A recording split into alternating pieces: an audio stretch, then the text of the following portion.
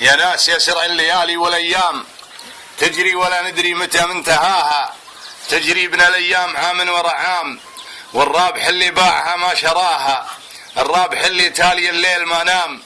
قام يتهجد وآية الله قراها، وصلى صلاة الفجر اللي قام الإمام، وصلى النوافل كلها واحتواها، وصام رمضان إيمان وإذا بعد قام، وزكى وحج وقبلته ما نساها، ودايم على نفسه قوي ولوام، وامه يدور كل يوم رضاها، وفي طاعة الوالد حريص وعزام، ونفسه عصاها ما مشى في هواها. ترى الحضيض اللي تبع شرع الإسلام ما غرته دنيا الورا يوم جاها، دنيا الفنا دنيا التعاسة والأسقام، مهما صفت لازم تكدر صفاها، خسران منه في ملذاتها هام، كان نسى طاعة وليه وطاها، ومن غر الشيطان وغوتها الأوهام، مع زمرته للنار نفسه رماها، والعمر لو طال ان الأيام ما دام، ويا ويل منه طاعة الله نساها، لأن الحياة